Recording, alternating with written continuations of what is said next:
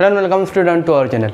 In the previous lecture, we had discussed about halogen derivatives of alkane in one short video. In this video, we start the next topic, the new topic that is thermodynamics. अब आज अपन thermodynamics एक ही video में अपन cover कर लेंगे। देखो सबसे पहले अपन revision तो करा रहे, मगर आपका रिवीजन तभी होगा जब आप सामने किताब रखेंगे और नोट्स बनाएंगे। अगर मैं तो कोई टॉपिक पढ़ा था, फॉर एग्जांपल अगर मैं टॉपिक पढ़ा था सिस्टम एंड सराउंडिंग, तो मैं टॉपिक पढ़ाया, उसके बाद वीडियो को पॉज करने का, उसके बाद फिर उस सिस्टम एंड सराउंडिंग को किताब में से पढ़ लेने का। ऐसा आपका अच्छे से रिवीजन होगा। ऐसा नहीं कि वीडियो देख ले रहे और बाद में रिवीजन हो जाएगा, ऐसा नहीं। पूरा किताब भी पढ़ना पड़ेगा साथ साथ में और वीडियो भी देखो। तो आप लोग सबसे पहले देखेंगे what is the meaning of thermodynamics. Thermodynamics का क्या मतलब है? देखो सिंपल मीनिंग अगर देखेंगे अपन तो थर्मो मतलब क्या होता है? हीट, ठीक है। और डायनेमिक्स मतलब motion, heat in motion. Thermodynamics का अगर लफ्जी मतलब निकाले अपन ने, अगर वर्डी मतलब, तो हीट इन मोशन। अब तुम बोलेंगे सर हीट कैसा मोशन करते, हीट कैसी मोशन करते? और उसकी अगर किताब की डेफिनेशन देखेंगे तो it concern with energy change in physical and chemical transformation. वो भी ये भी वही है, मतलब energy is a form of heat, उसका ट्रांसफॉर्मेशन मतलब मोशन, मतलब हीट इन मोशन। अब हीट का मोशन कैसा होता? फॉर एग्जांपल आप अगर कोई गैस पे कुछ खाना बना रहे तो आप क्या करते? आग जलाते, मतलब हीट देते, उसको हीट देते, उसके बाद फिर हीट का ट्रांसफॉर्मेशन होता ना, फिर उससे खाना बनता ना, अपना हीट ट्रांसफ़र हो रहा ना, उसको क्या बोलते हैं वो? Heat in motion. उसको क्या बोलेंगे अपन फिर? थर्मोडायनेमिक्स। सबसे पहले अपन देखेंगे what is system and surrounding. देखो सिस्टम और सराउंडिंग क्या है। देखो सिस्टम मतलब सिंपली सिस्टम अगर देखेंगे हम तो फॉर एग्जांपल अगर आपके घर में किचन में गैस है, तो किचन में गैस है तो वहाँ पे क्या हो रहा है? गैस में क्या होता? लिक्विड है, लिक्विड से गैसियस फॉर्म में कन्वर्ट हो रहा, तो वहाँ पे क्या हो रहा है? थर्मोडायनेमिक्स परफॉर्म हो रहा। अब वहाँ पे थर्मोडायनेमिक्स परफॉर्म हो रहा, उसको अपन बोलेंगे सिस्टम। जहाँ पे थर्मोडायनेमिक्स परफॉर्म हो रहा उसको अपन बोलेंगे सिस्टम। और अदर देन सिस्टम मतलब अदर देन जितनी भी किचन में, फॉर एग्जांपल अगर किचन में गैस है तो गैस के अलावा जितना भी है पोर्शन सब सराउंडिंग में है। ये क्या हो यार अपना सिस्टम और सराउंडिंग। सिस्टम मतलब सिंपली सिस्टम अगर बोलेंगे हम तो जहाँ पे थर्मोडायनेमिक्स परफॉर्म हो रहा उसको अपन क्या बोलेंगे? सिस्टम। और अदर देन सिस्टम उसको सराउंडिंग बोलेंगे। पूरे यूनिवर्स के अंदर अदर देन सिस्टम मतलब जहाँ पे थर्मोडायनेमिक्स परफॉर्म हो रहा पूरे यूनिवर्स में, उसको अपन क्या बोलेंगे? सिस्टम। और अदर देन सिस्टम जहाँ पे थर्मोडायनेमिक्स परफॉर्म नहीं हो रहा उसको अपन क्या बोलेंगे? सराउंडिंग। उसको क्या बोलेंगे अपन? सराउंडिंग। अब देखो सिस्टम की है 3 टाइप। सबसे पहले ओपन, क्लोज एंड आइसोलेटेड। अब तुम बोलेंगे सर ओपन, क्लोज और आइसोलेटेड क्या? देखो ओपन सिस्टम मतलब खुला सिस्टम। ओपन सिस्टम बोले तो जिसके अंदर सिस्टम एक्सचेंज हीट या एनर्जी एंड मैटर। मतलब ओपन सिस्टम के अंदर फॉर एग्जांपल अगर आप चाय पी रहे आप, तो आपने देखे होंगे अभी वेपर रिलीज होते चाय में से, तो वो क्या हो रहा है? एक तरह की एनर्जी हीट रिलीज हो रही। और थोड़ी देर आपने अगर चाय रख दी तो वो क्या हो जाती? ठंडी हो जाती। मतलब उसके अंदर की देखो मैटर क्या हो रहा? रिलीज़ हो रहा। वेपर के फॉर्म में मैटर रिलीज़ हो रहा, जो वेपर रिलीज़ हो रहे उसके मैटर के फॉर्म में रिलीज़ हो रहे। और जो हीट है, जो गर्माहट है, मतलब जो गर्म चाय रहती वो ठंडी हो जाती ना, वो क्या हो जाती है? उसके अंदर की हीट निकल जाती है। हीट निकल रही बोले तो exchange of heat and matter. जिसके अंदर एक्सचेंज ऑफ मैटर और हीट हो रहा उसको अपन बोलेंगे ओपन सिस्टम। अब क्लोज सिस्टम बोले तो अब वही चाय को अगर अपन ने उसके ऊपर अगर प्लेट रख दी तो जो मैटर रिलीज़ हो रहा था वेपर के फॉर्म में वो रहूँगा कि रिलीज़ नहीं होगा? वो रिलीज़ नहीं होगा। तो क्लोज सिस्टम में क्या होता? मैटर रिलीज़ नहीं होता, मैटर एक्सचेंज नहीं करता, मगर हीट अगर आपने वही चाय को प्लेट रख दी और थोड़ी देर रख दी तो क्या हो जाएंगी? ठंडी हो जाएंगी। ठंडी हो रही मतलब उसके अंदर से हीट निकल जा रही, तो एक्सचेंज हीट। अब आइसोलेटेड सिस्टम बोले तो क्या, देखो आइसोलेटेड सिस्टम बोले तो जिसके अंदर मैटर और हीट दोनों ही एक्सचेंज नहीं हो रहे। अब फॉर एग्जांपल अगर थर्मास लग गया अपन ने, कहीं अपन बाहर जाते घूमने तो थर्मास लग जाते। अब थर्मास क्यों लग जाते अपन, तो उसमें ना मैटर एक्सचेंज होता है ना हीट एक्सचेंज होता है। देखो बहुत देर तक अगर अपन 3-4 घंटे रखेंगे तो भी तब भी उसकी गर्माहट मतलब गर्म ही रहती चाय, ठंडी होती कि चाय नहीं, क्यों नहीं होती, क्योंकि वो आइसोलेटेड सिस्टम है उसका, क्योंकि not exchange matter nor heat, ना ही वो मैटर एक्सचेंज करती ना ही हीट एक्सचेंज करती है, उसको आइसोलेटेड सिस्टम बोलते हैं अपन। तो 3 टाइप हो गए। सबसे पहले ओपन, जो कि एक्सचेंज हीट भी एक्सचेंज करती है और मैटर भी एक्सचेंज कर रही। क्लोज बोले तो जो मैटर एक्सचेंज नहीं करती, जो अपन चाय के ऊपर अगर अपन ने प्लेट रख दी तो मैटर एक्सचेंज नहीं होगा मगर हीट ठंडी तो हो जाएंगी हो, अपन उसको बोलते हीट। आइसोलेटेड बोले तो जो एक्सचेंज ना मैटर एक्सचेंज करती ना हीट एक्सचेंज कर रही, जो कि गर्म में रह रही, उसको अपन क्या बोलेंगे isolated. So please note it. अब अपन देखेंगे इसके आगे का टॉपिक। अब देखेंगे अपन प्रॉपर्टी ऑफ सिस्टम। देखो प्रॉपर्टी ऑफ सिस्टम मतलब सिस्टम की खासियत। सिस्टम की खासियत क्या है, तो मतलब प्रॉपर्टी ऑफ सिस्टम। देखो प्रॉपर्टी ऑफ सिस्टम में प्रॉपर्टी है, देखो स्पेलिंग मिस्टेक हो तो रही अपने से। प्रॉपर्टी ऑफ सिस्टम, कैसा टीम सिस्टम। देखो प्रॉपर्टी ऑफ सिस्टम की 2 टाइप है, एक इंटेंसिव प्रॉपर्टी और एक एक्सटेंसिव प्रॉपर्टी। इंटेंसिव प्रॉपर्टी और एक्सटेंसिव प्रॉपर्टी। देखो इंटेंसिव प्रॉपर्टी और एक्सटेंसिव प्रॉपर्टी को कैसे समझना अपने। देखो फॉर एग्जांपल एक एग्जांपल समझाता हूँ।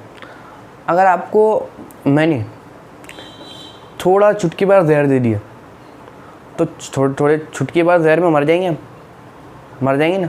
और उसकी जगह मैंने अगर आपको पूरी मुट्ठी भर जहर दे दिया तो भी मर जाएंगे आप। मतलब आप मैटर पे डिपेंड कर रहे क्या, नहीं, अमाउंट ऑफ मैटर पे डिपेंड कर रहे। छोटे अमाउंट से भी आप मर जा रहे, बड़े अमाउंट से भी मर जा रहे। मतलब जो अमाउंट पे डिपेंड नहीं करेगा उसको अपन बोलेंगे इंटेंसिव प्रॉपर्टी। मतलब do not depend on amount of matter, उसको अपन क्या बोलेंगे इंटेंसिव प्रॉपर्टी। और एक्सटेंसिव प्रॉपर्टी जो कि अमाउंट पे डिपेंड कर रहा, डिपेंड ऑन अमाउंट। इंटेंसिव जो कि अमाउंट पे डिपेंड नहीं कर रहा, एक्सटेंसिव जो कि अमाउंट पे डिपेंड कर रहा। अगर फॉर एग्जांपल अगर आप वो कोई मास है, अगर आप छोटा सा मास उठा के आएंगे तो आपको वज़न मालूम पड़ेगा, कुछ नहीं मालूम पड़ेगा। आप बहुत मास ज़्यादा लेंगे तो आपको मालूम पड़ेगा भाई मैटर पे डिपेंड कर रहा ना मास। एक एग्जांपल क्या है इसका, मास, वॉल्यूम, ठीक है। इसका एग्जांपल क्या है, मास एंड वॉल्यूम। अब ये दोनों के एग्जांपल बुक के अंदर दिए हुए, आप बुक सामने रखो तब आपको एग्जाम एक्यूरेटली अच्छे समझ में आएगा, रीज़न भी अच्छे दूंगा और समझ में भी अच्छे से आएंगे आपको। तो ये क्या हो गया अपना प्रॉपर्टी ऑफ सिस्टम। अब देखो उसके बाद 2 टाइप है, एक स्टेट फंक्शन है और अपने को पाथ फंक्शन है। State function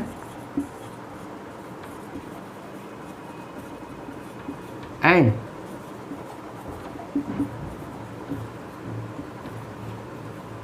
path function. सबसे पहले देखिए दिख रहा है क्योंकि हाँ दिख रहा। अब फॉर एग्जांपल एक पहाड़ ले लेते अपन, पहाड़ खतरनाक ले लिया अपन, ऐसा पहाड़ है, ठीक है। अब यहाँ पे आप खड़े हुए, यहाँ पे खड़े हुए, आपको बोला गया भाई यहाँ पे at the top most point पे पहुँचने का है आपको। अब अगर यहाँ पे देखेंगे अपनी को पोटेंशियल एनर्जी देखनी की अपनी दोनों की, यहाँ पे आपकी पोटेंशियल एनर्जी कितनी रहेंगी mgh। पोटेंशियल एनर्जी का फॉर्मूला कितना है mgh। अभी आपकी हाइट कितनी है यहाँ पे 0, अभी तक कुछ भी नहीं चढ़े ना आप तो 0, तो पोटेंशियल एनर्जी कितनी हो जाएंगी यहाँ पे 0। यहाँ पे पहुँचे आप तो यहाँ पे कुछ हाइट होंगी आपकी, मतलब यहाँ पे पोटेंशियल एनर्जी 0 नहीं होंगी, तो mgh यहाँ पे रहेंगी, कुछ हाइट रहेंगी आपकी, मतलब पोटेंशियल एनर्जी यहाँ पे रहेंगी आपकी। अब आपको यहाँ पे जाने के दो रास्ते, एक सिंपल यहाँ से यहाँ पे और ऐसा घूम के जाना पड़ा। अब आप बताओ कि आपकी पोटेंशियल एनर्जी कौन से टाइम पे ज़्यादा रहेंगी, जब यहाँ से यहाँ पे जाएंगे तो यहाँ से यहाँ पे जाएंगे। अब तुम बोलेंगे सर सेम हाइट पे तो पहुँच रहे, मतलब हाइट पे डिपेंड कर रही हो पोटेंशियल एनर्जी, तो अपन कैसे पहुँचेंगे, तो डायरेक्ट उतनी हाइट रहने वाली, इधर से जाएंगे तो उतनी हाइट रहेंगी, इधर से भी जाएंगे तो उतनी हाइट रहेगी। मतलब अपने को स्टार्टिंग पॉइंट और एंड पॉइंट पे डिपेंड कर रहे हैं अपन, ना कि पाथ पे। तो उसको अपन क्या बोलेंगे, स्टेट फंक्शन। मतलब स्टेट फंक्शन बोले तो जो पाथ पे डिपेंड नहीं कर रहा, उसको अपन बोलेंगे स्टेट फंक्शन। और पाथ फंक्शन बोले तो अगर फॉर एग्जांपल अपन ने दूसरा एग्जांपल ले लो, वर्क का एग्जांपल यहाँ पे वर्क का एग्जांपल लिया यहाँ पे।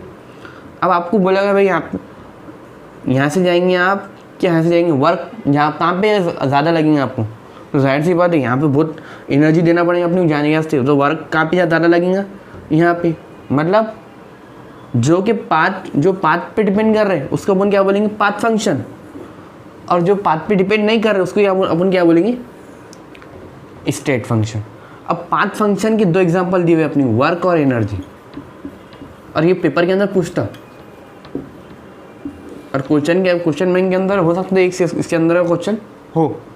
तो ये पाथ फंक्शन और state function, so please note it. अब हम देखेंगे नेक्स्ट टॉपिक। अब अपन देखेंगे प्रोसेस एंड इट्स टाइप। क्या देखेंगे, प्रोसेस कैसा सेस एंड इट्स टाइप। अब तुम बोलेंगे सर कि प्रोसेस मतलब क्या होता, अभी तो नहीं सुनने आया प्रोसेस। तो प्रोसेस मतलब दो इक्विलिब्रियम स्टेट के बीच की स्टेट को अपन प्रोसेस बोलते हैं। अब फॉर एग्जांपल इंटरेस्टिंग एग्जांपल समझाता हूँ। फॉर एग्जांपल आपका रिजल्ट आया, अभी तक आपके पेरेंट्स इक्विलिब्रियम स्टेट में थे, ठीक है। इक्विलिब्रियम स्टेट जैसे आपका रिजल्ट आया, आपके पेरेंट्स ने मार्क देखे, तो फिजिक्स के अंदर देखिए 45 मार्क, उनका इक्विलिब्रियम निकल गया, मतलब इक्विलिब्रियम छूट गया। अब उनकी हीट भी हो सकती है गर्म, और कुछ भी हो सकता, मतलब इक्विलिब्रियम में है क्या अभी पेरेंट्स आपके, नहीं। अब उन्होंने देख लिया भाई, बाद में देखे उन्होंने केमिस्ट्री की मार्क 85 मार्क, तो वो बोले ठीक है, बोले बच्चे ने वो कुछ तो पढ़ा, तो फिर वो वापस इक्विलिब्रियम स्टेट में आ गए। मतलब दो इक्विलिब्रियम की स्टेट की बीच की, उसको क्या बोलेंगे अपन, प्रोसेस। उसको क्या बोलेंगे अपन, प्रोसेस। अब इसके टाइप है, कितने टाइप है। सबसे पहला टाइप आइसोथर्मल, उसके बाद आइसोकोरिक, उसके बाद आइसोबारिक, एडियाबैटिक। कैसा बैटिक, एडियाबैटिक एंड रिवर्सिबल। अब देखो जो बीच का प्रोसेस है उसकी भी टाइप है ना, आइसोथर्मल। अब जो बीच के प्रोसेस में अगर टेम्परेचर और इंटरनल एनर्जी कांस्टेंट रहे, डेल्टा यू और डेल्टा टी कांस्टेंट है, मतलब बीच का प्रोसेस कंटिन्यू है, मतलब इक्विलिब्रियम स्टेट में नहीं है अभी, बीच का प्रोसेस में कंटिन्यू है, मगर वहाँ पे टेम्परेचर भी चेंज नहीं हुआ और इंटरनल एनर्जी भी चेंज नहीं हुई। इंटरनल एनर्जी बोले तो अंदर की जितनी भी एनर्जी, कोई भी सब्सटेंस के अंदर की जितनी भी एनर्जी, टोटल एनर्जी को इंटरनल एनर्जी बोलते हैं अपन, उसको डेल्टा यू से डिनोट करते हैं अपन। तो अगर डेल्टा टी और डेल्टा यू कांस्टेंट है, उसको अपन बोलेंगे आइसोथर्मल। आइसोथर्मल के अंदर डेल्टा टी और delta U is equal to 0। Delta बोले तो चेंज इन, मतलब पहले की स्टेट में और अभी की स्टेट में कुछ चेंज आया क्या, मतलब पहले भी फॉर एग्जांपल प्रोसेस शुरू होने से पहले, मतलब इक्विलिब्रियम स्टेट में टेम्परेचर 100 था, अभी भी 100 है, तो चेंज आएगा 100 माइनस 100 0 हो गया, मतलब चेंज इन टेम्परेचर कितना हुआ 0। इंटरनल एनर्जी पहले 100 था, अब 100 है, मतलब चेंज इन इंटरनल एनर्जी कितना हुआ 0, मतलब 100 माइनस 100।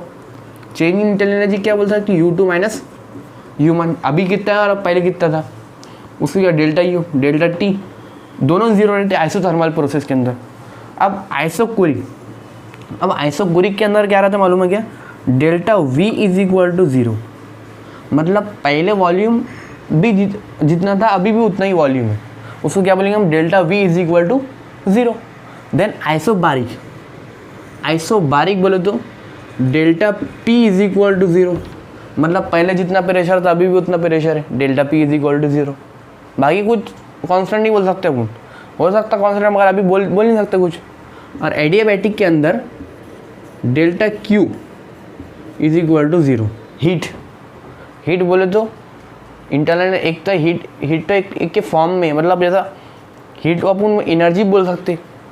तो एडियाबैटिक के अंदर अगर हीट, किसी के अंदर हीट कांस्टेंट है तो अपन उसको बोलेंगे एडियाबैटिक। सबसे पहले क्या देखे अपन ने, isothermal, then isochoric, isobaric, isochoric and adiabatic. Isothermal में टेम्परेचर और इंटरनल एनर्जी कांस्टेंट, आइसोकोरिक में वॉल्यूम कांस्टेंट, आइसोबारिक में प्रेशर कांस्टेंट। आप देखो इसके शॉर्ट ट्रिक बता देता मैं, सी और वी, सी वी आइसोकोरिक के अंदर वॉल्यूम कांस्टेंट, और बी और पी आइसोबारिक के अंदर प्रेशर कांस्टेंट। सिंपल याद रख लो, सी वी और बी पी। आ गया समझ में, आइसोकोरिक आइसोबारिक। अब उसके बाद आता वर्क। अब उसके बाद क्या देखेंगे अपन, सॉरी रिवर्सिबल। कैसा बल, रिवर्सिबल बोले तो वापस आने वाला। अब फॉर एग्जांपल एक कंटेनर है अपने पास, ठीक है, एक कंटेनर है और उसके ऊपर अपन ने एक पिस्टन रख दिया, मतलब मूवेबल पिस्टन, ये ऊपर भी आ सकता है और नीचे भी आ सकता है, ठीक है। अब फॉर एग्जांपल अब इसके इंटरनल जो देखो, अब इसके ऊपर उन्होंने ऐसा समझो प्लेट टाइप रख दी उन्होंने, तो इसको कुछ इंटरनल प्रेशर भी होगा और एक्सटर्नल प्रेशर भी होगा, मतलब बाहर से भी प्रेशर है और अंदर से भी प्रेशर है, मतलब इसके अंदर सॉल्यूशन है, ठीक है। और यहाँ पे अपन ने पिस्टन रख दिया प्लेट टाइप, बाहर से भी कुछ प्रेशर है और अंदर से भी कुछ प्रेशर है, ठीक है। अब अगर फॉर एग्जांपल दोनों का बराबर प्रेशर है, अगर थोड़ा सा प्रेशर बाहर का कम हुआ तो इंटरनल प्रेशर बढ़ जाएगा, तो ये प्लेट क्या जाएंगी, ऊपर जाएंगी, ठीक है। अगर गलती से अंदर का प्रेशर कम हुआ तो नीचे आ जाएंगी, तो ये क्या होगा, कभी ऊपर जाएंगी, कभी नीचे जाएंगी, कभी ऊपर जाएंगी, कभी नीचे जाएंगी। इसको क्या बोलते हैं, रिवर्सिबल प्रोसेस। वापस आने की प्रोसेस को क्या बोलते हैं, रिवर्सिबल प्रोसेस। और ये थर्मोडायनामिकल इक्विलिब्रियम स्टेट में होता है, मतलब ऐसा नहीं अनइक्विलिब्रियम स्टेट में, इक्विलिब्रियम स्टेट में होता है, कभी ऊपर जाती कभी नीचे आती, मतलब रिवर्सिबल है, समझो। ये साइन देती ना अपन, ये ऐसे साइन, ये रिवर्सिबल भी होता है और वापस फॉरवर्ड भी होती है, मतलब ये रिवर्सिबल का साइन है ना, रिवर्सिबल और फॉरवर्ड का। तो अपन रिवर्सिबल किसको बोलेंगे, जो फॉरवर्ड भी जाए और बैकवर्ड भी जाए, मतलब दोनों फॉर्म में रहे। तो अपना क्या होगा, 5 हो गए, isothermal, isochoric, isobaric, adiabatic and reversible. So please note it. अब अपन देखेंगे वर्क और हीट। क्या देखेंगे, वर्क एंड हीट। देखो हीट सबसे पहले देख लेते अपन। हीट मतलब ऐसी एनर्जी जो सिस्टम और सराउंडिंग के बीच में एक्सचेंज हो रही, उसको अपन बोलेंगे हीट। मतलब सिस्टम और सराउंडिंग के बीच में जो एनर्जी एक्सचेंज कर रहे हैं अपन, उसको अपन क्या बोलेंगे, हीट। ये एक तरह की एनर्जीज है, मगर सिस्टम और सराउंडिंग के बीच में जो स्पेशल एनर्जी एक्सचेंज कर रहे हैं, उसको अपन बोलेंगे हीट। तो हीट को क्या डिनोट करते हैं अपन, क्यू, ठीक है। ये अपना पूरा हीट का छोटा सा पैराग्राफ दिया बस, एक बार पढ़ लेना उसको फिर भी। और उसके बाद अपन देखेंगे वर्क बोले तो काम, जो अपने को बहुत जान पे आता। वर्क बोले तो अगर फिजिक्स के अंदर वर्क का फॉर्मूला देखेंगे तो वर्क का फॉर्मूला क्या है, फोर्स इंटू डिस्टेंस, ठीक है, force into distance. For example अपन एक कंटेनर लेंगे, ठीक है, कंटेनर लिया अपन ने, उसके ऊपर एक पिस्टन लाइक प्लेट रख दी अपन ने, अंदर सॉल्यूशन है, इसको अपन हीट करें, ठीक है। हीट करें तो इसका सॉल्यूशन उबलेगा, मतलब गर्म हुआ तो यहाँ पे प्रेशर एग्जिट करेगा ना प्रेशर यहाँ पे। तो प्रेशर एग्जिट करा तो पहले तो क्या था, इधर का और इधर का प्रेशर सेम था, ठीक है ना, इधर का प्रेशर सेम था। अब इसका प्रेशर बढ़ा क्योंकि इसका हीट हुआ ना, तो हीट हुआ तो ये प्लेट कहाँ चलेगी, यहाँ पे चलेगी। अब देखो गौर से, इसको प्लेट यहाँ पे चलेगी। अब यहाँ पे कुछ तो भी फोर्स लगाऊंगा, मतलब यहाँ से यहाँ पे पहुँचने को कुछ तो भी फोर्स लगाऊंगा, अब फोर्स क्या लगा उसका, देखो इसने प्रेशर एग्जिट करा, तो फोर्स इज इक्वल टू क्या होगा यहाँ पे, प्रेशर इनटू एरिया। कुछ एरिया कवर कर रहा उसने प्रेशर की वजह से कुछ एरिया कवर करना उसने, यहाँ पे प्रेशर डाले अपन ने तो यहाँ पे कुछ एरिया कवर करा, तो फोर्स इज इक्वल टू क्या होगा, प्रेशर इनटू एरिया। अब देखो प्रेशर अपन क्या लेंगे, एक्सटर्नल प्रेशर लेंगे अपन, इंटरनल प्रेशर की जगह। इंटरनल प्रेशर क्या था, पॉजिटिव फॉर्म में था, मतलब इधर से अपोज कर रहा था ना, मतलब सॉरी पुश कर रहा था, वह क्या कर रहा था, अपोज, मतलब इंटरनल एक्सटर्नल फॉर्म में निगेटिव रहेंगे फिर पी एक्सटर्नल। तो यहाँ पे क्या होगा, देखो फोर्स इज इक्वल टू क्या होगा, प्रेशर इनटू एरिया। ठीक है, प्रेशर इनटू एरिया, आप फोर्स की जगह को नहीं रख देंगे, तो work is equal to pressure external pressure minus into area into distance. अब एरिया इनटू डिस्टेंस कितना क्या होता, volume.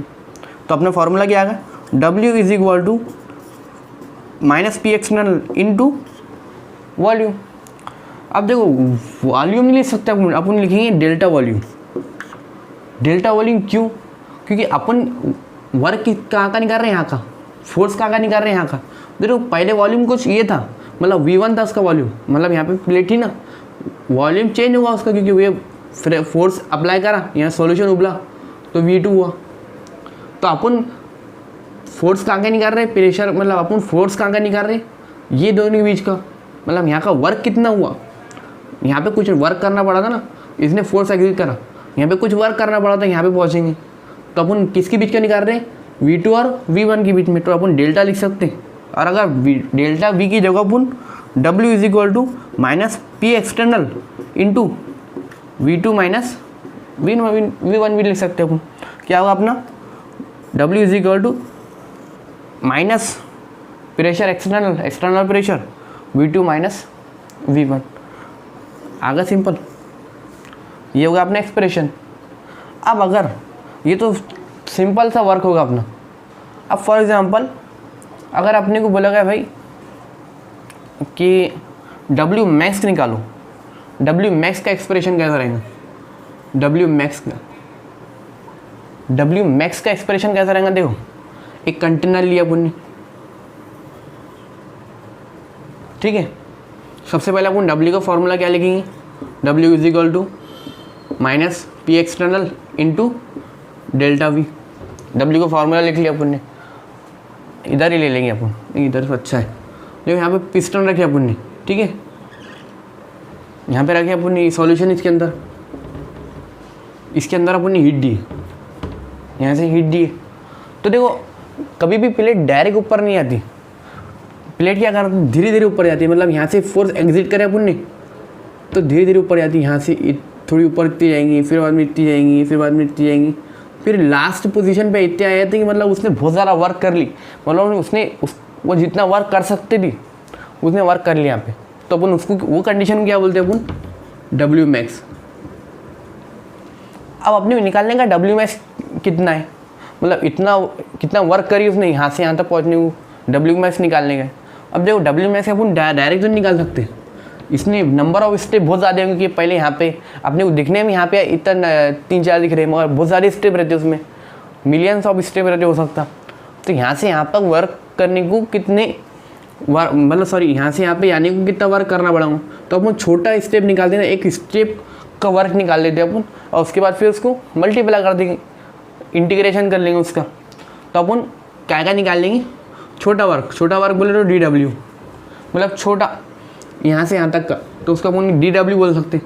DW is equal to minus P external into DV बोले तो वॉल्यूम भी छोटा कवर करना, तो यहाँ से यहाँ तक वॉल्यूम कवर करा, मतलब DV है, ठीक है, minus P external into DV। DW is equal to, अब देखो अपने को पी एक्सटर्नल के फॉर्म में नहीं होना, अपन क्या बोलते हैं, पी एक्सटर्नल के फॉर्म में अपने को प्रेशर नहीं होना, अपने को आप दूसरे फॉर्म में होना प्रेशर। अब यहाँ पे देखो एक इंटरनल प्रेशर है और एक एक्सटर्नल प्रेशर, एक इंटरनल प्रेशर और एक एक्सटर्नल प्रेशर है। अब यहाँ से यहाँ तक जाने को कुछ प्रेशर लगाऊंगा, यहाँ से यहाँ पे जाने को कुछ प्रेशर लगाऊंगा, वो क्या है फिर DP, छोटा सा प्रेशर। तो अपन एक फॉर्मूला ले सकते, external pressure is equal to P minus sorry इसको P minus D P, P external is equal to pressure, अंदर का प्रेशर और यहाँ पे जितना प्रेशर लगा उसका माइनस डी पी। अब उन प्रेशर की जगह ये लिख सकते हैं अपन P माइनस डी पी, तो अपन ने क्या लिखेंगे यहाँ पे प्रेशर की जगह P minus D P into D V. ठीक है, अब अपन ने ये लिख लिया, इसको ब्रैकेट रहता। अब इसको अपन ने डी वी से मल्टीप्लाई करें तो डी वी से मल्टीप्लाई करे बाद क्या होगा P D V minus P D V into D P D V. अब देखो डी पी डी वी को अपन निगलेक्ट कर सकते हैं। अब निगलेक्ट क्यों कर सकते हैं अपन, देखो अगर 0.1 इंटू 0.1 मल्टीप्लाई करें अपन ने तो कुछ अपने को मिलेगा क्या, 0.1 इंटू 0.1 0.01 मिलेगा अपने को। मतलब ये इतना ज़्यादा छोटा है, इसको निगलेक्ट कर सकते इक्वल टू 0 हो जाता है, इक्वल टू 0 होगा ना, 0.01 इक्वल टू 0 ले सकते हैं अपन यहाँ पे, तो इसको अपन निगलेक्ट कर सकते हैं। तो अब डी डब्ल्यू कितना आएगा अपने पास minus P W P V upon sorry minus P W. अब एक बार चेक करा तो मेरे को यहाँ माइनस है कि प्लस आएगा, कैसा है गलत नहीं बोल सकते ना।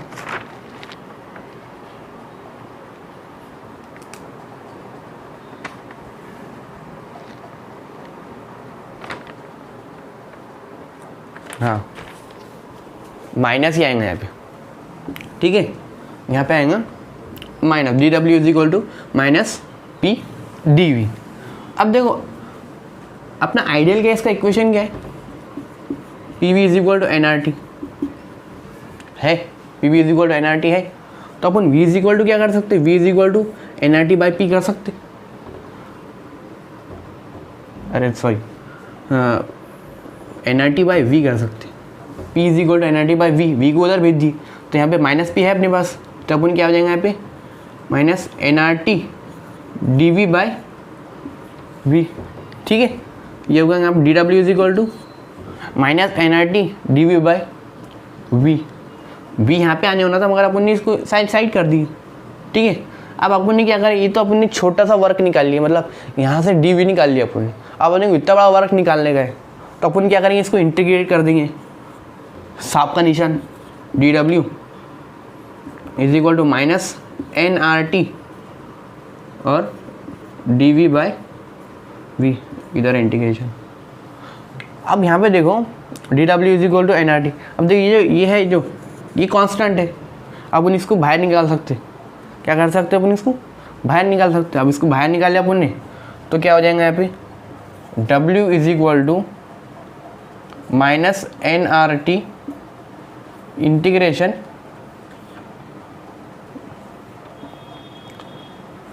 टू से 1। तो ये हो गया अपने पास, क्या करें अपने इंटीग्रेट कर दिए V D V by D को 1 से हुआ, मतलब देखो वॉल्यूम कहाँ से यहाँ से तो यहाँ तक है ना, तो अपना वी बाई वी वन और ये वी टू, इनकी बीच का निकालने का था अपने वी से वी वन से वी टू थे। अब इसको क्या करेंगे अपन इंटीग्रेशन को, आप देखो अपने को इतना समझते नहीं, अपन केमिस्ट्री वाले अपन डायरेक्ट फार्मूला लिखेंगे। आप डब्ल्यू इज इक्वल टू, इसको हटाया अपन ने तो minus N R T I N आया था, मतलब लॉगरिथम फॉर्म में V two by V one. I N को हटाएंगे अपन अब तो W is equal to minus 2.303 N R T log to the base 10 V two by V one. अब यहाँ पे क्या होगा, वी मैक्स का अपने पास फार्मूला आ गया। अब देखो ज़रूरी नहीं कि तुम यहाँ पे एकदम किताब में जैसा दिया हुआ है वैसे सॉल्व करो, अगर ये स्टेप अगर पूरे फॉलो कर लिया अपने को तो 3 मार्क कम से कम डेरिवेशन आते हैं, तो 3 की 3 आपने को देना ही पड़ता एग्जामिनर को। अब मान लीजिए ये स्टेप एक स्टेप छोड़ दिया, जरा यहाँ से यहाँ तक डायरेक्ट आ गया, यहाँ से तो अपन भी सॉल्व कर सकते। ये तो अपने इंटीग्रेशन का पार्ट है, अपने सिलेबस में तो है ही नहीं, केमिस्ट्री के सिलेबस में तो है ही नहीं, अपने क्या आएगा। तो ये क्या होगा अपने पास W max is equal to minus 2.303 N R T log to the base 10 V two upon V one. ये हो गया अपने पास डब्ल्यू मैक्स। अब इसकी जगह अपन V2/V1 की जगह प्रेशर भी कर सकते हैं अपन। देखो अपने पास क्या है, P1V1 is equal to P2V2 था, तो यहाँ पे क्या आ रहा है, P1 P2/V2 V2/V1, तो V2/V1 इज इक्वल टू क्या था, P1/P2, तो V2/V1 की जगह P1/P2 भी कर सकते हैं अपन। ठीक है, अब फॉर एग्जांपल अगर अपने यहाँ से साइन माइनस साइन हटाने का है, तो माइनस साइन हटाने के वास्ते अपन क्या करेंगे मालूम है क्या, इसको रिवर्स कर देंगे। अगर यहाँ से तुम्हारी माइनस साइन हटाने का है तो अपन V2/V1 की जगह V1/V2 कर सकते हैं, और ये भी उल्टा हो जाएगा, P2/P1 हो जाएगा। तो अपने पास WMAX का फॉर्मूला क्या आएगा, -2.303 nRT log2/10 V2/V1। अब वो थोड़ा सा कन्वर्जन देख लेंगे अपन, कन्वर्जन। अब देखो कन्वर्जन बोले तो जो साइन कन्वर्जन रहता, ये तो लिख लिया अपन ने, जो साइन कन्वर्जन रहता वो कैसा रहता, देखो साइन बोले तो 1 joule is equal to 1 kilogram metre cube और second square. 1 joule is equal to कितना होता है, 1 kilogram metre cube second square. ठीक है, 1 पास्कल इज इक्वल टू कितना होता 1 किलोग्राम मीटर पर second minus square. 1 bar is equal to कितना होता, 1 bar is equal to 10⁵ pascal. ठीक है, 1 bar is equal to 10⁵ pascal होता, और 10⁵ पास्कल इज इक्वल टू कितना होता, 10⁵ किलोग्राम मीटर पर सेकंड माइनस। ठीक है, ये तो हो गया अपना 1 बार इज इक्वल टू कितना होगा, इतने इसकी इतना। अब इसको अपन डिफरेंशिएट कर लेते, metre cube into 10⁻³ into 10⁵ kilogram metre पर सेकंड माइनस पर। अब इसको अपन अगर देख सकते तो 100 kg metre cube second square. 1 bar is equal to कितना हो जाएगा, 100 kg मीटर क्यूब सेकंड -2। अब देखो अपन इसके ऊपर न्यूमेरिकल दिए हुए नीचे साइन कन्वर्जन किया, उसके नीचे न्यूमेरिकल दिए हुए। 1 बार इज इक्वल टू कितना होगा, 100 kg। 5 bar is equal to कितना होगा, 500 kg। 6 bar is equal to कितना होगा, 600 kg। तो ये हमारा सिंपल कन्वर्जन है। और एक और कन्वर्जन है, देखो अगर फॉर एग्जांपल पॉजिटिव वर्क बोले तो सिस्टम के ऊपर वर्क करे, मतलब सिस्टम के ऊपर, मतलब सराउंडिंग अगर वर्क कर रहा सिस्टम के ऊपर, सिस्टम को क्या कर रहा, मेहनत नहीं करना पड़ रहा, सिस्टम पे वर्क हो रहा, तो पॉजिटिव वर्क आएंगे। मतलब surrounding work on system, positive work. और अगर सिस्टम को वर्क करना पड़ा तो अपनी एनर्जी जाएंगी, तो -W plus heat is equal to, मतलब सिस्टम को हीट मिला, अगर सिस्टम को किसी ने हीट दिया, सिस्टम एब्जॉर्व करेंगे हीट, प्लस Q। -Q बोले तो सिस्टम को हीट देना पड़ा, मतलब इवॉल्व हुआ, तो minus. So please note it. अब हम देखेंगे नेक्स्ट टॉपिक। अब अपन देखेंगे internal energy and first law of thermodynamics. अब देखो इंटरनल एनर्जी बोले तो क्या, इंटरनल एनर्जी बोले तो कोई भी सिस्टम, कोई भी चीज़ के अंदर की टोटल एनर्जी कितनी है। देखो फॉर एग्जांपल ये पेन, अब ये पेन के अंदर की एनर्जी कितनी है ये अपन बोल सकते क्या, नहीं। क्यों नहीं बोल सकते, क्योंकि इसकी टोटल एनर्जी पूछ रहे हैं अपन। टोटल एनर्जी बोले तो देखो ये पेन के अंदर की थर्मल एनर्जी भी है, काइनेटिक एनर्जी भी है, पोटेंशियल एनर्जी भी है, और बहुत तरह की एनर्जी है जो अपनी केमिस्ट्री में नहीं मालूम, वो भी एनर्जी है। फिजिक्स के अंदर की जितनी एनर्जी लगती है वो भी एनर्जी है, मतलब वो टोटल एनर्जी बोल सकते हैं इसकी, नहीं। तो इंटरनल एनर्जी बोले तो total internal energy, total energy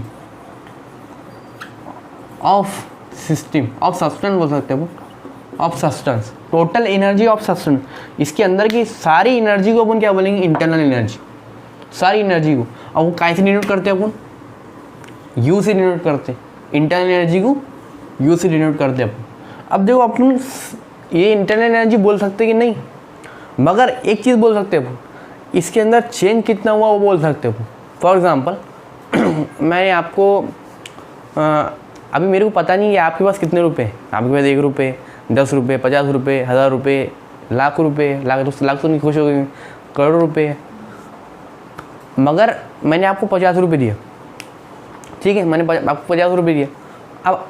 अब भी मेरे को पता नहीं कि आपके पास कितने, कि मैंने सिर्फ 50 दिया, पहले कितने थे वो तो नहीं मालूम मेरे को, मगर मैं ये बोल सकता मेरे को कि चेंज कितना हुआ, 50 का हुआ, ना पहले मालूम अपने को ना बाद में मालूम है, मगर चेंज कितना हुआ वो बोल सकता मैं 50 का चेंज हुआ।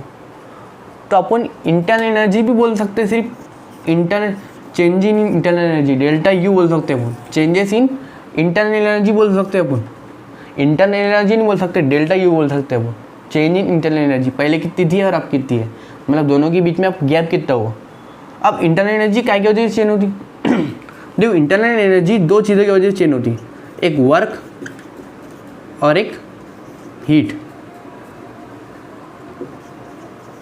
वर्क और हीट बोले तो देखो अगर अपन ने कोई चीज़ के ऊपर, सब्सटेंस के ऊपर वर्क करे, जैसे इसके ऊपर अपन ने वर्क करे तो इसकी इंटरनल एनर्जी कुछ चेंज होंगी, और अगर इसको मैंने हीट दिया तो भी इसकी इंटरनल एनर्जी चेंज होगी। मतलब चेंज इन इंटरनल एनर्जी किसकी वजह से होती, वर्क और हीट की वजह से। फॉर एग्जांपल अगर मैंने ये पेन को मैंने 20 जूल हीट दे दिया तो इसकी चेंजेस कितनी आएंगी, 20 जूल, और इसके ऊपर मैंने और 20 जूल का वर्क कर लिया तो चेंजेस कितने आ गया, 40 जूल। तो आप इसका फॉर्मूला बना सकते, delta U is equal to Q heat plus W, बना सकते ना, delta U is equal to Q plus W, बना सकते, बिल्कुल बना सकते। अब अगर मैं फॉर एग्जांपल मैंने किसी को हीट दिया, 20 हीट दिया और 30 वर्क दिया, तो चेंज इन इंटरनल एनर्जी कितना हुआ, 50 का।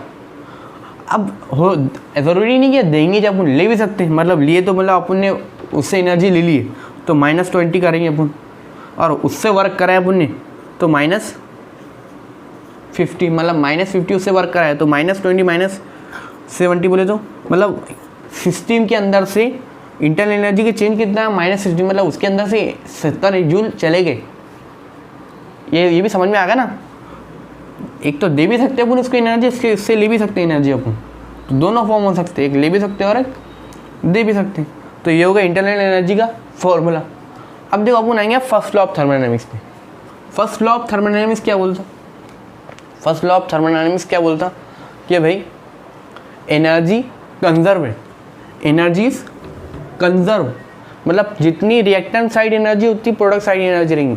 मतलब यूनिवर्स के अंदर अगर सिस्टम और सराउंडिंग एक्सचेंज भी कर रहे हैं एनर्जी तो भी कंजर्व है, मतलब जितनी एनर्जी इधर जा रही उतनी एनर्जी, मतलब जितनी एनर्जी डिस्ट्रॉय नहीं कर सकता, मतलब उसका एक रूल भी है, मतलब जैसा स्टेटमेंट है कि जो एनर्जी है वो नाइदर क्रिएट नॉट डिस्ट्रॉय, मतलब अपन एनर्जी क्रिएट कर सकते न एनर्जी डिस्ट्रॉय कर सकते। मतलब इसका मतलब क्या हो, यूनिवर्स की एनर्जी कंजर्व हो गई, ना डिस्ट्रॉय कर सकते ना अपन क्रिएट कर सकते, मतलब कंजर्व है, जितनी है उतनी है एनर्जी, उसको अपन क्या बोलेंगे, एनर्जी इज कंजर्व। अब देखो मगर इसको अपन ट्रांसफ़र कर सकते, energy transfer from one form to another form, जैसा अपन करते सॉलिड को लिक्विड में कन्वर्ट करते हैं, एनर्जी ट्रांसफ़र ही हो रही ना, उसको कुछ हीट दिए तो ही एनर्जी, मतलब उसको अगर सॉलिड स्टेट को अगर हीट दिया अपन तो ये लिक्विड फॉर्म में कन्वर्ट होगा ना, तो उसको कोई हीट दे सकते अपन, तो अपन ये फार्मूला उसके ऊपर अप्लाई कर सकते हैं फर्स्ट लॉ ऑफ थर्मोडायनामिक्स पे, delta U is equal to Q plus W.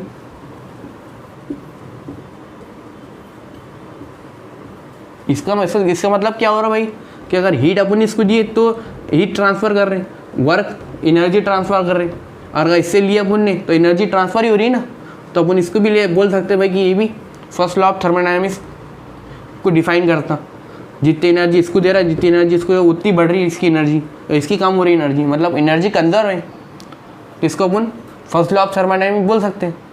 अब फर्स्ट लॉ ऑफ थर्मोडायनामिक्स तो हो गया अपना, अब जो अपने प्रोसेस थे वो फर्स्ट लॉ ऑफ थर्मोडायनामिक्स के पे कैसा इफेक्ट करते हैं, मतलब जो प्रोसेस आपने अगर फर्स्ट लॉ ऑफ थर्मोडायनेमिक्स के फॉर्मूले में अगर उसको प्रोसेस को रखेंगे अपन तो वो क्या इफेक्ट करेंगे उसके ऊपर। जो सबसे पहले आइसोथर्मल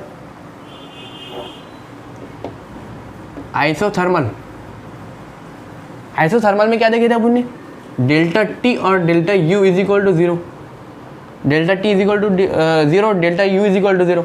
अब सर यहाँ पे delta U is equal to zero हो जाएगा, delta U is equal to Q plus W, delta U zero हो जाएगा यहाँ पे, zero plus Q plus W.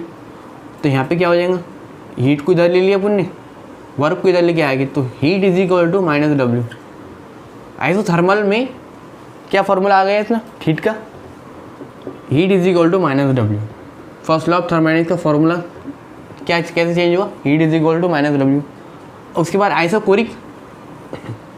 Isochoric में क्या था, वॉल्यूम कांस्टेंट था, delta V is equal to zero, delta V is equal to zero. तो work का फॉर्मूला क्या था, पी डेल्टा वी बोले तो delta V is equal to zero, तो work is equal to zero, work is equal to zero. तो अपने formula क्या आ जाएगा फिर, delta U is equal to Q, या ये ऐसा भी लिख सकते हैं अपन, minus delta U is equal to minus Q, दोनों तरफ माइनस भी लगते हैं, दोनों तरफ प्लस भी कर सकते हैं अपन, ठीक है। ये तो आइसोकोरिक होगा। उसके बाद एडियाबैटिक के अंदर heat is equal to zero, heat is equal to zero. तो फॉर्मूला क्या आ जाएगा अपना, delta U is equal to W. Adiabatic में क्या आ जाएगा, delta U is equal to W. उसके बाद क्या है लास्ट में, आइसोबैरिक। अब सर एक फार्मूले के अंदर ये फार्मूला जैसा का वैसा रहेगा, वो कौन सा फार्मूला, आइसोबैरिक के अंदर delta P is equal to zero होता, बट डेल्टा पी इसके अंदर यूज ही नहीं होगा। डब्ल्यू का फार्मूला क्या है, पी इंटू डेल्टा वी, मतलब डेल्टा पी नहीं है वी है। तो ये फार्मूला कैसा रहेगा, जैसा का वैसा रहेगा, प्रेशर कांस्टेंट होने के बाद भी जैसा का वैसा रहेगा। तो फार्मूला क्या आ जाएगा अपने पास, delta U is equal to Q P. अब क्यू पी क्यों लिख रहे सर तुम, तो कांस्टेंट प्रेशर है ना, प्रेशर एक्सटर्नल प्रेशर नहीं लग रहा ना, प्रेशर कांस्टेंट है, तो अपन क्यू पी लिख सकते हैं प्लस डब्ल्यू। तो अपने फार्मूला क्या आएगा, delta U is equal to Q plus Q P plus W. तो ये होगा अपना isothermal, isochoric, adiabatic and isobaric. So please note.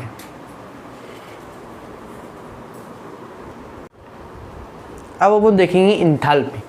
अब इंथैल्पी बोले तो क्या, देखो इंथैल्पी सबसे मोस्ट इंपॉर्टेंट टॉपिक है थर्मोडायनेमिक्स का। अब इंथैल्पी अपन समझते हैं, इंथैल्पी बोले तो कोई भी सिस्टम, फॉर एग्जांपल एक सिस्टम है, ये फॉर एग्जांपल ये सब्सटेंस है, ठीक है, ये सब्सटेंस है। अगर इसको अपन ने कांस्टेंट प्रेशर पे, अगर कांस्टेंट प्रेशर काय में रहना, आइसोबैरिक के अंदर, अगर ये सब्सटेंस को अगर आइसोबैरिक कंडीशन में अपन ने हीट सप्लाई करे तो वो हीट को अपन बोलेंगे इंथैल्पी। अगर अपन ने नॉर्मल कंडीशन में अगर कांस्टेंट प्रेशर नहीं रहा, अगर उसको हीट सप्लाई करें अपन ने तो क्या बोलेंगे, क्यू बोलेंगे, उसको हीट बोलेंगे, सिंपल हीट बोलेंगे। अगर कांस्टेंट प्रेशर पे अपन ने अगर हीट सप्लाई करे तो अपन उसको क्या बोलेंगे, enthalpy. The heat supply to the system, to the substance at constant pressure is called as enthalpy. इसको डिनोट कैसे करते हैं अपन, एच से, कांस्टेंट प्रेशर पे अपन सप्लाई कर रहे हीट। तो देखो अब फॉर्मूला क्या बनेगा इसका, जो अपना वर्क का फॉर्मूला था, सॉरी इंटरनल एनर्जी का फॉर्मूला था, delta U is equal to Q plus W. अब अगर ये हीट कांस्टेंट प्रेशर पे अपन सप्लाई कर रहे हैं तो इसको क्या बोलेंगे अपन, एच बोलेंगे इसको, ठीक है। अब एच का फॉर्मूला क्या हो जाएगा, वर्क को इधर भेज देना पड़ेगा अपने को, delta U minus W. H is equal to क्या हो जाएगा, delta U minus W, simple, H is equal to delta U minus W. ये होगा अपना इंथैल्पी। अब तुम बोलेंगे sir work is equal to क्या होता, वर्क इज इक्वल, वर्क की जगह अपन क्या रख सकते हैं यहाँ पे, पीवी भी रख सकते हैं। अब माइनस पीवी और माइनस माइनस क्या हो जाएगा, प्लस। तो अपन एच इज इक्वल टू ये भी लिख सकते हैं, delta U plus P V, P delta we. ठीक है, ये लिख सकते हैं अपन। अब फॉर एग्जांपल अगर एक सिस्टम है, ठीक है, एक सिस्टम है, अब उन्होंने उसको कुछ हीट दी कांस्टेंट प्रेशर में, मतलब H1, उसके बाद और अपन ने उसको हीट दी, पहले हीट दिया अपन ने उसको तो उसका कुछ इंथैल्पी था, अपन ने और हीट दिया कांस्टेंट प्रेशर, अब उसका कुछ अलग इंथैल्पी है। अब जो इंथैल्पी अपनी चेंज हुआ दोनों के बीच में इंथैल्पी जो चेंज हुआ, अब अपनी वो निकालने का है। तो अपना फॉर्मूला क्या है, देखो delta H H2 minus H1, H2 minus H1 के बीच में अपने को निकालने का है ना, दोनों का डिफरेंस, मतलब क्या चेंजेस आए। तो H2 minus H1 is equal to H1 अपन ले लेंगे U2 minus P1 V1 minus U1 minus P2 V2, sorry P1 V1, यहाँ पे P2 V2 आएगा और यहाँ पे P1 V1 आएगा। क्या आ गया अपने पास, delta H is equal to क्या आ गया अपने पास, delta H is equal to U2 minus P2 V2 minus U1 minus P1 V1। अब यहाँ पे देखो U2 और U1 को अपन इधर साइड में लिख लेंगे, U2 minus U1 minus P2 V2 minus P1 V1, ठीक है। U2 माइनस U1 कितना होगा, delta U, delta I, delta H, delta U minus, अब देखो इंथैल्पी कहाँ पे होती, कांस्टेंट प्रेशर पे होती, तो अपन कांस्टेंट प्रेशर ले सकते, डायरेक्ट प्रेशर बाहर ले सकते अपन, V2 minus V1, V2 minus V1। अब यहाँ पे क्या होगा, देखो delta H is equal to delta U minus P, V2 minus V1 को अपन क्या लिख सकते हैं, P डेल्टा V। हो गया फॉर्मूला साबित, आ गया फॉर्मूला, ये फॉर्मूला चेंज हुआ, delta H is equal to delta U minus P delta V। अब अपन ये रिलेशन, ये जो इक्वेशन याली, ये इक्वेशन को डबल लेते हैं अपन, delta H is equal to delta U minus P2 V2 minus P1 V1, ठीक है। अब देखो एक PV is equal to NRT था, PV is equal to NRT, यहाँ पे PV की जगह अपन NRT लिख सकते, delta H is equal to delta U minus N2RT minus N1RT। R1RT क्यों लिया अपन ने, क्योंकि ये कॉन्स्टेंट है, ये हर जगह सेम रहता है, N2 और N1 चेंज हो सकता, तो N2 माइनस N1। अब क्या करेंगे अपन, delta H is equal to delta U minus N1 N2 को कॉमन ले लेंगे अपन, N1 N2, N2 minus N1 कितना हो जाएगा, डेल्टा N।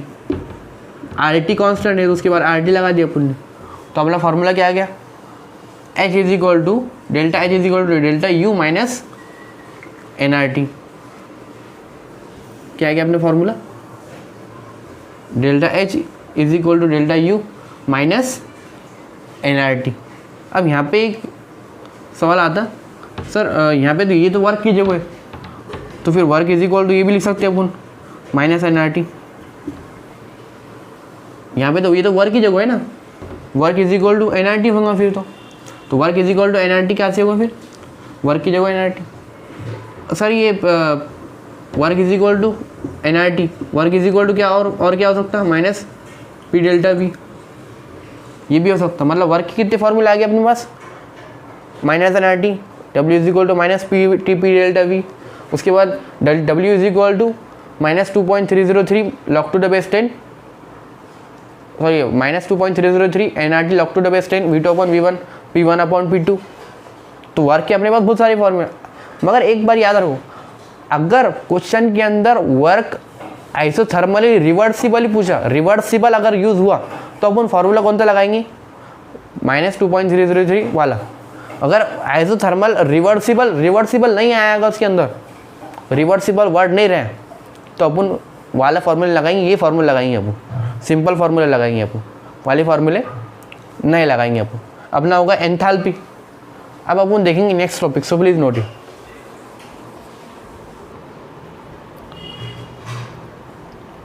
अब यहाँ पे एक पॉइंट नोटिस कर लो।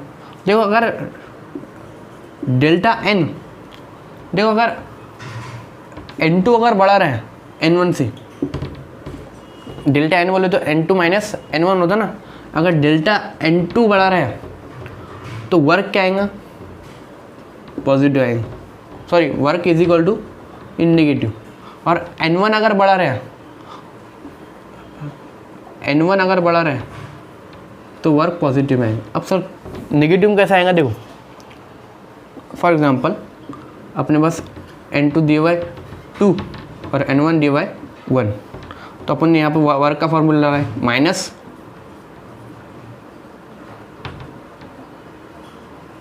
To minus one, 2 minus 1 is equal to 1, तो -1, तो वर्क काय में आया, फिर माइनस में आया।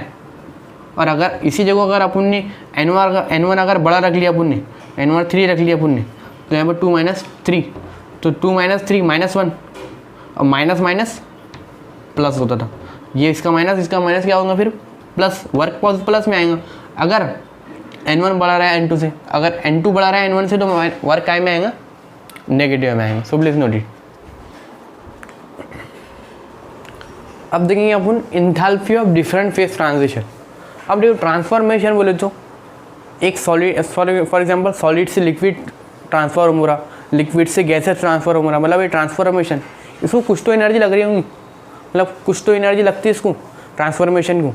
तो सबसे पहले अपना क्या था, enthalpy of fusion. Enthalpy of fusion बोले तो क्या होता, सॉलिड से लिक्विड में। अब एंथैल्पी ऑफ फ्यूजन बोले तो क्या हुआ, देखो सॉलिड से लिक्विड के अंदर कन्वर्ट हो रहा, मगर टेम्परेचर बदल नहीं रहे, टेम्परेचर नहीं बदला, कांस्टेंट टेम्परेचर पे और कांस्टेंट प्रेशर पे अगर सॉलिड लिक्विड के अंदर कन्वर्ट हो जा रहा, उसको हम बोलेंगे enthalpy of fusion. For example solid का भी 0 सेल्सियस, ठीक है, 0 सेल्सियस है, अपन ने उसको हीट दी, मतलब उसको एनर्जी दी। अब उसने एनर्जी स्टोर करना था, तो उसने एनर्जी स्टोर करने के बजाय वो हीट को क्या कर दिया, सॉलिड लिक्विड बनाने में लगा दिया। अब उसने स्टोर करा के हीट, नहीं स्टोर नहीं करा तो उसका टेम्परेचर बढ़ेगा क्या, नहीं, उसका टेम्परेचर जैसा वैसा है 0 सेल्सियस, मगर वो काय में ट्रांसफॉर्म होगा, लिक्विड में, मतलब उसने एनर्जी कहाँ पे यूटिलाइज कर दिया, लिक्विड बनाने में। तो इसको बोलेंगे आप, ये एनर्जी यूटिलाइज करा उसने बनाने में, तो उसको बोलेंगे enthalpy of fusion. Enthalpy of fusion. Enthalpy of vaporization बोले तो लिक्विड से गैसियस में, लिक्विड से गैसियस में, मतलब कांस्टेंट टेम्परेचर और कांस्टेंट प्रेशर। मतलब इसका जो फॉर एग्जांपल आप 0 सेल्सियस था, अब इसने एनर्जी गेन करा, इसे होगा 100 डिग्री सेल्सियस, ठीक है, 100 डिग्री सेल्सियस से उबलता हुआ पानी 100 डिग्री सेल्सियस। अब इसको अपन ने एनर्जी दी, अब वो एनर्जी स्टोर ना करके उसने एनर्जी का यूटिलाइज किया गैस बनाने में। अब वो गैस बनाने की जो एनर्जी यूटिलाइज करा, उसको अपन क्या बोलेंगे, enthalpy of vaporization. Enthalpy of sublimation बोले तो सॉलिड से डायरेक्ट गैस में कन्वर्ट, सॉलिड से गैस में direct energy without change in temperature pressure, वो जो एनर्जी लग रहा, एंथैल्पी ऑफ सब्लिमेशन। क्या बोलेंगे इसको, enthalpy of sublimation. Ionisation enthalpy बोले तो अगर कोई भी एटम का एक इलेक्ट्रॉन निकालने के लिए जो एनर्जी लग रही, उसको क्या बोलेंगे अपन, आयोनाइजेशन एंथैल्पी। एनर्जी जो लग रही एटम को निकालने, कांस्टेंट प्रेशर तो है, कांस्टेंट प्रेशर पे और कांस्टेंट टेम्परेचर पे जो एनर्जी लग रही, उसको अपन क्या बोलेंगे, ionization enthalpy. Ionization enthalpy of atomization बोले तो मॉलिक्यूल को एटम में कन्वर्ट करने के लिए जो एनर्जी लग रही, उसको इंथैल्पी ऑफ एटमाइजेशन, मतलब फॉर एग्जाम्पल मॉलिक्यूल है NH3, अब उसको अपने को N और 3H में कन्वर्ट करने का है, तो उसको जो एनर्जी लग रही थी उसको क्या बोलेंगे अपन, आयनाइजेशन ऑफ एटमाइजेशन। अब ये थोड़ा इंपॉर्टेंट टॉपिक है, enthalpy of solution. Enthalpy of solution मतलब क्या, फॉर एग्जांपल अपने कोई कंपाउंड सॉल्यूशन के अंदर डाले, H2CO3 सॉरी NaCO3 डाले अपन ने, NaCO3 डाले अपन ने सॉल्यूशन के अंदर, नहीं सॉरी CaCO3 सॉल्यूशन के अंदर डाले अपन ने। जैसे सॉल्यूशन के अंदर डाले, अब सॉल्यूशन क्या करता, सॉल्यूशन इसको एनर्जी को तोड़ने करता, इसको एनर्जी को तोड़ने करता, मतलब इसको Ca को अलग करेंगे और CO3 को अलग करेंगे। अब उसको जो एनर्जी लग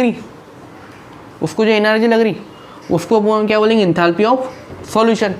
अब Ca और CO3 अलग अलग हुए, अब Ca क्या करेंगे, हाइड्रेशन परफॉर्म करेंगे, मतलब हाइड्रोजन से मतलब जो HOH से मिलेगा हो, जैसे जी हाइड्रेशन एनर्जी मतलब हाइड्रेशन परफॉर्म करेंगे तो उसके अंदर से एक एनर्जी रिलीज होगी, उसको अपन क्या बोलते हैं, हाइड्रेशन एनर्जी।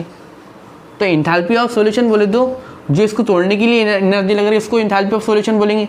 जो इससे रिलीज हो रही बाद में फॉर्म करे बाद, मतलब आयन डाइपोल इंटरेक्शन करे बाद जो एनर्जी रिलीज हो उसको अपन इंथैल्पी ऑफ सॉल्यूशन बोलेंगे। सो प्लीज नोट इट। अब अपन देखेंगे नेक्स्ट टॉपिक। अब अपन देखने वाले हैं enthalpy of chemical reaction, standard enthalpy है, enthalpy of formation and enthalpy of combustion. देखो इंथैल्पी मतलब हीट जो कांस्टेंट प्रेशर पे हो रही, केमिकल रिएक्शन। अब देखो केमिकल रिएक्शन को कुछ एनर्जी तो लगती होंगी, फॉर एग्जांपल अगर ऐसी रिएक्शन हो रही A + B U C + D, अब देखो A + D को B C + D में कन्वर्ट करने के लिए कुछ तो एनर्जी लग रही, ठीक है। अब इनके पास भी जो एलिमेंट है अपने पास उनके पास भी खुद कुछ एनर्जी होंगी, उनकी भी कुछ एनर्जी होंगी, A की कुछ अलग एनर्जी होंगी, इंथैल्पी एनर्जी, B की कुछ एंथैल्पी होंगी, C की कुछ एंथैल्पी होंगी, D की कुछ एंथैल्पी होंगी। भाई इनकी तो एंथैल्पी है, मगर जो रिएक्शन की एंथैल्पी है वो कैसा मालूम करेंगे अब। तो रिएक्शन की एंथैल्पी का सिंपल फार्मूला है, enthalpy of reaction is equal to H से summation of product enthalpy minus summation of reactant enthalpy. मतलब देखो प्रोडक्ट की जितनी भी एंथैल्पी है उसको अपन प्लस करेंगे और रिएक्टेंट की जितनी भी एंथैल्पी है उसको प्लस करेंगे और दोनों को माइनस कर देंगे। अब फॉर एग्जांपल अपने को दिए और एक point, number of mole denote क्या कर रहा है मालूम है कि इसमें जो ये कोएफिशिएंट है, फॉर एग्जांपल यहाँ पे 1 है तो 1 मोल, यहाँ पे 2 है तो 2 मोल, 3 है तो 4, ये से मोल है। और अगर फॉर एग्जांपल इसकी इंडिविजुअल एंथैल्पी 40, 30, 20, 10 दी, ठीक है। अब अपने को एंथैल्पी ऑफ रिएक्शन मालूम करने की है, तो एंथैल्पी ऑफ रिएक्शन कैसे मालूम करेंगे अपन। देखो समेशन ऑफ प्रोडक्ट दिया, देखो समेशन ऑफ प्रोडक्ट दिया अपने को 20 और 10, मगर 1 डी के लिए 10 दिया उसने अपने को, तो 4 डी के लिए कितना होगा फिर 40, ठीक है, प्लस 3 सी के लिए कितना होगा 60, ये हो गया अपना 100। तो अब प्रोडक्ट एंथैल्पी कितनी होगी 100, माइनस रिएक्टेंट देखो एक के लिए 30 था तो 2 के लिए कितना होगा 60 और ये 40, 60 प्लस थोड़ा चेंज कर लेता हूँ 50, तो क्या होंगे 110 यहाँ पे। तो यहाँ पे क्या हुआ फिर, एंथैल्पी ऑफ रिएक्शन कितनी थी अपनी 10 जूल, एंथैल्पी ऑफ रिएक्शन कितनी हुई अपनी 10 जूल, ठीक है। एंथैल्पी ऑफ रिएक्शन 10 जूल हुई अपनी। अब देखो इसमें 2 टाइप है, एक एक्सोथर्मिक रिएक्शन हो सकती है और एक एंडोथर्मिक रिएक्शन हो सकती है। एक्सोथर्मिक रिएक्शन बोले तो क्या, एक्सोथर्मिक रिएक्शन में जो एंडोथर्मिक रिएक्शन में प्रोडक्ट की एंथैल्पी ज़्यादा रहती है रिएक्टेंट से। अगर enthalpy of product is greater than enthalpy of reactant तो रिएक्शन एंडोथर्मिक क्यों बोले तो वो क्या करते रहे, रिएक्टेंट की एनर्जी कम है तो एनर्जी वो क्या करेंगे एब्जॉर्ब करेंगे, मतलब एनर्जी मिल रही तो जाके बड़ा प्रोडक्ट बना रहा है ना, मतलब ज़्यादा एनर्जी की प्रोडक्ट बना रहा है ना, मतलब एनर्जी ऑब्जर्व कर रहा है, एनर्जी ऑब्जर्व कर रहा है बोले तो एंडोथर्मिक। और अगर प्रोडक्ट की एनर्जी रिएक्टेंट की एनर्जी ज़्यादा है प्रोडक्ट से, तो मतलब ज़्यादा एनर्जी थी उसके पास, उसने एनर्जी खर्चा करके प्रोडक्ट बनाया, मतलब क्या एक्सोथर्मिक, हीट इवॉल्व हुई एक्सोथर्मिक। एंडोथर्मिक बोले तो हीट एब्जॉर्ब करा और एक्सोथर्मिक बोले तो हीट इवॉल्व करा। तो ये क्या होगा अपने पास, enthalpy of chemical reaction. Formula क्या अपने पास, सिंपल फार्मूला है, एंथैल्पी ऑफ फॉर्मेशन। अब देखो स्टैंडर्ड एंथैल्पी बोले तो हर एक एलिमेंट का एक स्टैंडर्ड रहता है, मतलब जो उस पर मतलब जो कंडीशन में बहुत ज़्यादा स्टेबल रहता। अब स्टैंडर्ड एंथैल्पी पे एंथैल्पी रहती 0, एंथैल्पी कितनी रहती 0, एंथैल्पी कितनी रहेंगी 0। अब कौन से एलिमेंट है, H2, N2, CO2, उसके बाद फिर Cl2, ऐसे एलिमेंट जो स्टैंडर्ड एंथैल्पी उनकी क्या रहेगी 0। और एक और एग्जांपल है तो अपन कार्बन ग्रेफाइट, P4, S8, तो ये सबकी एंथैल्पी कितनी रहती, स्टैंडर्ड एंथैल्पी 0 रहती। अब देखो एंथैल्पी ऑफ फॉर्मेशन और एंथैल्पी ऑफ कंबशन बोले तो क्या, देखो फॉर्मेशन बोले बनाना और कंबशन बोले तो जलाना। फॉर्मेशन बोले तो देखो A plus B you C, A plus B you मतलब C बना रहे अपन, A और B, वो मतलब फॉर्मेशन की एनर्जी कितनी लगी, एंथैल्पी कितनी लग रही है अपने को रिएक्शन की, तो वो कैसा कैलकुलेट करेंगे अपन, summation of reactant minus summation of product, enthalpy of summation reactant और माइनस एंथैल्पी ऑफ प्रोडक्ट। ये क्या होगी अपनी सिंपल एंथैल्पी ऑफ फॉर्मेशन होगी अपनी। उसके बाद देखो enthalpy of combustion, enthalpy of combustion का सिंपल फार्मूला क्या है, product minus summation of reactant, मतलब रिएक्टेंट ये जो सेम फार्मूला इसके वास्ते कंबशन के वास्ते सेम फार्मूला लगेगा, मगर एंथैल्पी ऑफ फॉर्मेशन के वास्ते क्या फार्मूला, रिएक्टेंट माइनस प्रोडक्ट। तो ये अपनी फॉर्मेशन एंथैल्पी और enthalpy of combustion upon easily निकाल सकते। तो सो प्लीज नोट इट। अब अपन देखेंगे last topic, that is Hess's law and entropy. अब अपन देखेंगे हेसिस लॉ एंड एंट्रोपी। देखो सबसे पहले हेसिस लॉ बोले तो एंथैल्पी भी बेस्ड है हेसिस लॉ। देखो फॉर एग्जांपल एक रिएक्शन होती, आपको मालूम नहीं,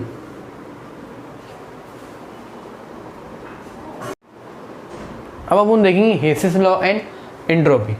अब देखो हेसिस लॉ बोले तो क्या, हेसिस लॉ एंथैल्पी पे बेस्ड है। देख फॉर एग्जांपल एक रिएक्शन होती Na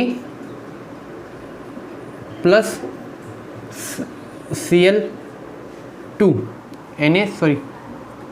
Na2 इसका ट्वाइस NaCl।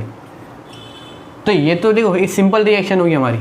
अब ये बनती कैसी रिएक्शन, तो सबसे पहले क्या होता, Na से एक इलेक्ट्रॉन निकलता, Na पॉजिटिव इलेक्ट्रॉन, ठीक है।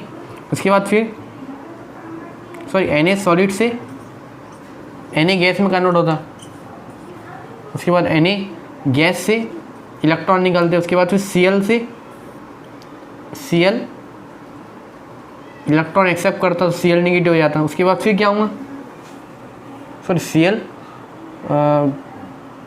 Cl गैस, उसके बाद फिर क्या होता, जो Na पॉजिटिव रहता plus Cl negative use NaCl। अब देखो ये जो चारों की एंथैल्पी है ना, चारों की एंथैल्पी के बराबर ये होंगी। मतलब इसमें सिंपल ऐसा क्वेश्चन आता है कि भाई इसकी एंथैल्पी मालूम करो और ये चारों की वैल्यू दे हुई थी। तो अगर अपन ये एंथैल्पी मालूम करने करेंगे, देखो A B C और D, तो A plus B plus C plus D, इसी अपन E दे देते, इज इक्वल टू कितना होता है E। मतलब अपनी ये जो स्टेप्स है, स्टेप को अगर कैलकुलेशन करें, अपन स्टेप्स की कैलकुलेशन करें तो अपन ये रिएक्शन की एंथैल्पी निकाल सकते हैं। और हो सकता है ऐसा क्वेश्चन आ गया अपने को कि भाई ये Na गैस से Na पॉजिटिव की जो एनर्जी नहीं, आयनाइजेशन एंथैल्पी, वो निकालो, बाकी सब दिया हो तुम्हारे को। मतलब इसमें तुम्हारे को एक मिसिंग कर देंगे, बाकी सब दे देंगे। सिंपल एक फार्मूला हो जाता अपना।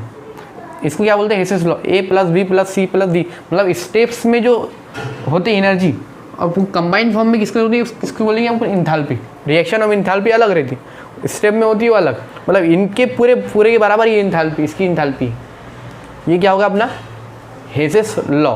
देखो इंट्रोपी बोले तो डिसऑर्डरनेस। देखो अपन सबसे पहले क्या कर, सॉलिड से लिक्विड बनते, लिक्विड से गैसेस बनते, ठीक है। अब देखो सॉलिड में जो पार्टिकल रहते हैं वो बहुत करीब करीब रहते, ठीक है। जैसे ही लिक्विड के अंदर जाते तो पार्टिकल थोड़ी थोड़ी दूर हो जाते है, और गैसेस में बहुत ही रैंडमनेस आई है।